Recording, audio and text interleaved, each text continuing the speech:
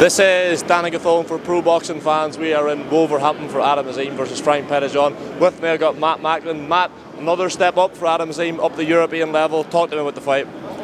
Yeah, I mean, he's moving quickly, but he is a precocious talent. He's young, he's ambitious, he's got great speed, good power, and he, for the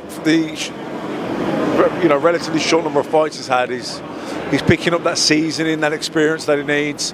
Because it's all right doing it in the gym, it's all right talking through your trainer and your tactics, etc. But doing it on the night in the fight against an opponent, coming to win, it's a different situation. So, he's moving fast, but you have to move him fast when he's producing the performance he's producing.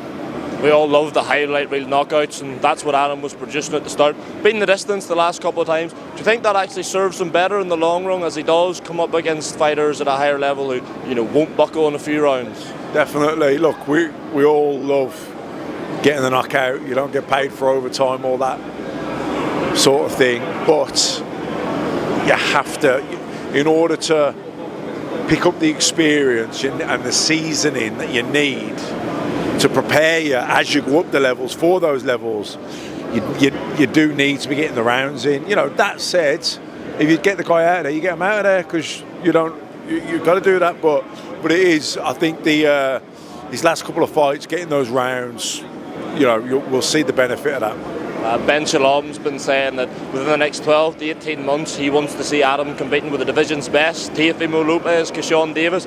Do you sort of subscribe to that view that we could see Adam in with names like that in the not too distant future? What, over the next couple of years? 12 to 18 months, I think Ben said. Yeah, maybe. It depends what fights are made in that time period.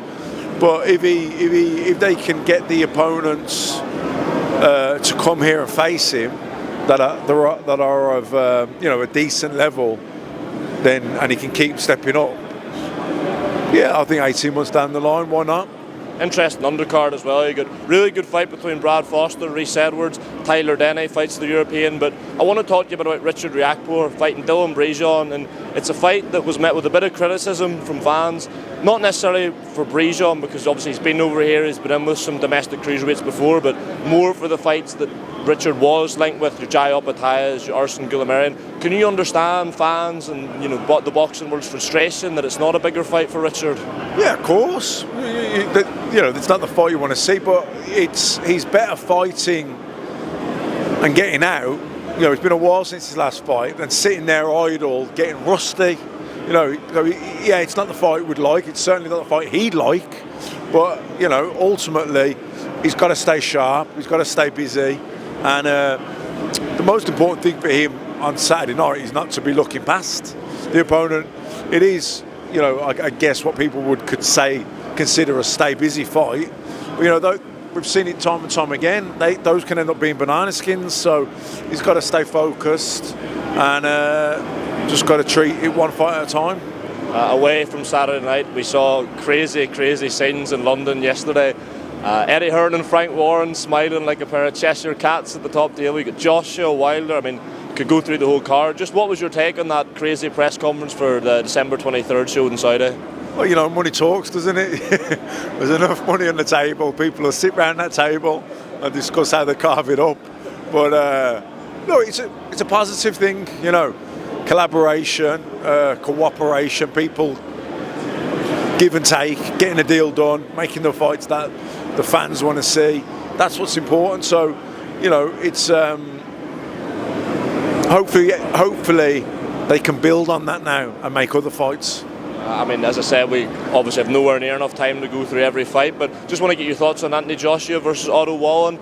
Seems like a tricky enough test, just 6 weeks out. Obviously, I think your eyebrows were raised when it was announced that he'd be working with Ben Davison as opposed to Derek James. Just your thoughts on AJ Wallen and the training situation as well. Well, look, Wallen's a capable fighter. And I don't think AJ's the AJ of what he was. I think he's on the downward slide now in his career. He's not shot by any means, but I don't think he's what he was. So, Wallen's could be tricky. That could be a tricky fight. In terms of teaming up with Ben Davison, he's a trainer here in the UK, isn't he? It's all right going over there to America for however many weeks. But you know, you're in the gym a few hours a day. There's a lot of time then in between, and I know from my own experience, but I don't know, it was a different time. You got social media and there's WhatsApp, and you know what I mean. It was a bit different back then, but nonetheless, you're in a different country, different time zones, all that. So, you know, it can get lonely, and it can get, you know, is it what you're sacrificing and putting in? Is Derek James bringing that much to make it worthwhile? You know, he's obviously. I don't anticipate that he's just sort of rushed into the decision of Ben Davison. You know, he's a trainer that's had good performances, good results with some UK fighters, and I'd imagine that AJ thought, I want to be at home. You know, I want to be at home. I want to be able to switch off after a gym session, and yeah, look, we won't know. The proof will be in the pudding when he performs, how he goes, because trainers and fighters, it's not necessarily who's the best trainer. It's like it's who you click with. Do you know what I mean? Who's the best for you at that time? Just from your time as a fighter, do you think though it could be potentially detrimental to what he was building with Derek James? I mean, obviously I don't know how well you know Derek James, but how he might necessarily take it, like, oh, we've done 2 fights with me and now you're working with this other fella, or do you not see it that way?